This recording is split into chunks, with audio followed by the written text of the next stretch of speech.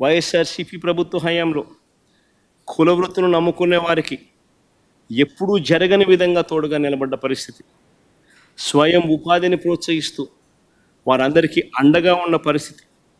ఇంతకుముందు వైఎస్ఆర్సీపీ ప్రభుత్వంలో జగనన్న చేదోడు, జగనన్న తోడు, వైఎస్ఆర్ లానేస్తం, వైఎస్ఆర్ వాహనమిత్ర, వైఎస్ఆర్ నేతన్న నేస్తం, ఈ పథకాలన్నీ కూడా ఈరోజు పూర్తిగా రద్దయిపోయిన పరిస్థితులు. మత్స్యకార భరోసా పథకం కూడా నేరేడు సంవత్సరం ఎగరగొట్టిన పరిస్థితిని మనం అంతా కూడా చూసాం.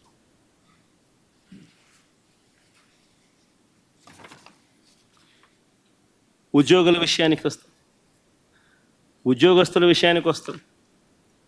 ఉద్యోగస్తులకు కూడా చంద్రబాబు నాయుడు తీవ్రంగా మోసం చేశాడు. ఎన్నికలప్పుడు ఎన్నికల మేనిఫెస్టోలో చంద్రబాబు నాయుడు చెప్పిన మాటలు, అధికారంలోకి రాగానే సిపిఎస్ జిపిఎస్ విధానాన్ని పునఃసమీక్షిస్తామన్నారు.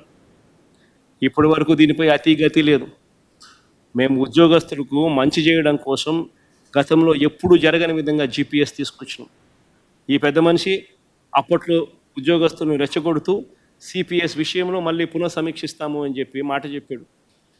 ఉద్యోగస్తులతో పని చేయించుకున్నాడు, ఓటు వేయించుకున్నాడు, ఆ తర్వాత గాలి కొదిలేశాడు. ఉద్యోగులకు మెరుగైన పిఆర్సీ అన్నాడు.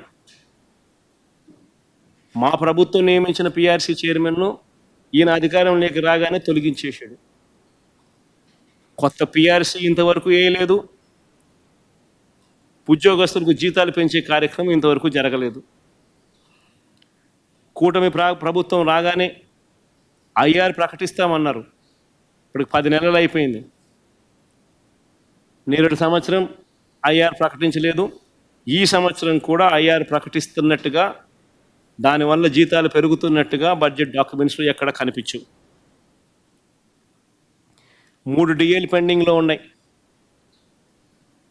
వాటి ప్రస్తావన కూడా బడ్జెట్లో లేదు. ప్రతి నెల 1వ తారీఖునే జీతాలు ఇస్తామన్నారు. కేవలం ఒకే ఒక నెల ఇచ్చారు. ఈ రోజుకి కూడా జీతాల కోసం ఉద్యోగస్తులు ఎదురుచూపులే. ఇంకా మా హయాంలో అన్నా కనీసం బట్టలు ఉన్నాయి, మా హయాంలో అన్నా కనీసం కోవిడ్ లాంటి మహమ్మారిని కూడా చూసాం. అలాంటి విపత్కర పరిస్థితుల్లో కూడా మేము మెరుగైన జీతాలు ఉద్యోగస్తులకు ఇచ్చాం. మెరుగైన టైం ఫ్రేమ్లో కూడా ఇచ్చాం. ఉద్యోగుల జీపీఎఫ్ జిఎల్ఐ డబ్బులను వీళ్ళ అవసరాల కోసం వీళ్ళు వాడుకుంటూ ఉన్నారు. ఉద్యోగస్తులకు ఇవ్వాల్సిన డిఏలు, జీపీఎఫ్లు, సరెండర్ లీవ్లు, రిటైర్మెంట్ బెనిఫిట్స్, ఈహెచ్ఎస్ బకాయిలు ఇలా వేల కోట్ల రూపాయలు పెండింగ్లో పెట్టారు. కాంట్రాక్ట్ ఉద్యోగస్తులను క్రమబద్ధీకరిస్తూ మా ప్రభుత్వం విప్లవాత్మక నిర్ణయం తీసుకుంది. 3,000 మందిని మా ప్రభుత్వ హయాంలోనే రెగ్యులరైజ్ కూడా చేశాం. మిగిలిన 7,000 మందికి సంబంధించి డిపార్ట్మెంటల్ రివ్యూ ప్రక్రియ కూడా పూర్తయిపోయింది. ఎలక్షన్ కోడ్ వచ్చి మేము ఇంప్లిమెంట్ చేయలేకపోయాం. ఈరోజు అన్ని ఫార్మాలిటీస్ కంప్లీట్ అయిపోయాయి. మొత్తం ఫైనలైజ్ అయిపోయింది. ఒక ప్రక్రియ మొత్తం పూర్తి చేశారు. Rooster, reservation, length of service, ఇలా అన్నీ కూడా సుప్రీంకోర్టు గైడ్ లైన్స్కి అనుకూలంగా అన్ని రకాలుగా అన్నీ కూడా కంప్లీట్ అయిపోయాయి. ఆ మిగిలిన 7,000 మందికి ఎందుకు రిక్రూట్మెంట్ ఆర్డర్స్ ఇవ్వడం లేదు, ఎందుకు రెగ్యులరైజ్ చేసే ఆర్డర్స్ ఎందుకు ఇవ్వడం లేదు? వాళ్ళ జీవితాలతో కూడా ఆడుకుంటూ ఉన్నారు. ఉద్యోగాల గురించి 2 ఆసక్తికర విషయాలు చెప్తా. ఇది ప్రతి ఒక్కరికి కూడా తెలిసి ఉండాలి. మరీ ముఖ్యంగా ఉద్యోగస్తులకు తెలిసి ఉండాలి. ఎందుకనంటే రాష్ట్ర ప్రభుత్వం ఏమీ ఇవ్వకపోయినా కూడా ప్రతి ఏటా గవర్నమెంట్ ఉద్యోగస్తులకు కనీసం 9 నుంచి 10% జీతాలు వాళ్ళవి పెరుగుతాయి. 2 డిఏలు, ఒక ఇంక్రిమెంట్ రూపేణ. ఇది వాళ్ళ హక్కు. న్యాచురల్గా ఖచ్చితంగా వాళ్ళకు పెరుగుతుంది. కానీ చంద్రబాబు నాయుడు ప్రభుత్వం వచ్చాక మాత్రం జీతాలు పెరగని పరిస్థితి ఎక్కడైనా కనిపించింది అని అంటే ఒక చంద్రబాబు నాయుడు గారి ప్రభుత్వం వచ్చిన తర్వాత మాత్రమే కనిపించింది. పైగా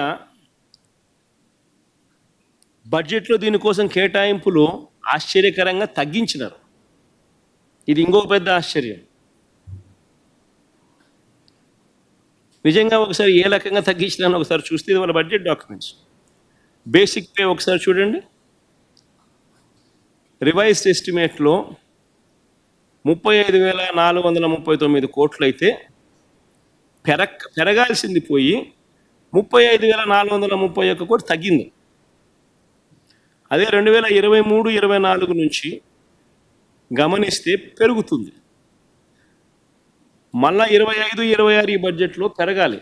పెరగకపోగా బేసిక్ పే తగ్గింది. అదే రకంగా గ్రాంట్ ఇన్ ఎయిడ్ శాలరీస్, అంటే ఇది యూనివర్సిటీస్కి ఇచ్చే శాలరీస్, యూనివర్సిటీస్లో పనిచేసే వాళ్ళకి ఇచ్చే శాలరీస్, వాళ్ళ శాలరీస్ చూస్తే ఏకంగా 2023-24లో 3,927 కోట్లు అయితే 2025-26 ఈ బడ్జెట్లో వీళ్ళు పెట్టింది 2,944 కోట్లు. అంటే కొత్త వీసీలను నియామకం చేసింది ఉద్యోగస్తులు తొలగించేదానికోసం, అంతే కదా? దాని ప్రకారం ఇవాళ బడ్జెట్ డాక్యుమెంట్స్ నేను చూపిస్తా ఉన్నట్టు. రిటైర్డ్ వాళ్ళ పరిస్థితిని ఒకసారి గమనిద్దాం. రిటైర్డ్ వాళ్ళని ఒకసారి గమనిస్తే పెన్షనర్ల సంఖ్య మామూలుగా ప్రతి ఏటా పెరుగుతుంది. రిటైర్ అయిపోయే వాళ్ళ సంఖ్య పెరుగుతుంది, ప్లస్ పెన్షనర్లకు డిఆర్ అనేది యాడ్ అవుతుంది. వీటి రెండు కారణాల వల్ల పెన్షనర్లకు మామూలుగా అమౌంట్ అనేది పెరగాలి. అలాంటిది పెరక్కపోగా ఒకసారి చూస్తే పెన్షనర్లకు సంబంధించి 2023-24లో 12,101 కోట్లు ఉంటే 2025-26 11,080కి, రివైజ్లోనే 9,746 చూపించినాం. తర్వాత pensions of state aided education institutions వాళ్ళది చూస్తే 2023-24లో 701 ఉంటే 2025-26లో 511కి తగ్గించినారు. తర్వాత లోకల్ బాడీస్లో ఉన్న ఎంప్లాయీస్ ఆఫ్ లోకల్ బాడీస్ 2023-24లో 437 కోట్లు అయితే అది 12,50,00,000కి తగ్గించేసినారు. అంటే ఫస్ట్ ఆఫ్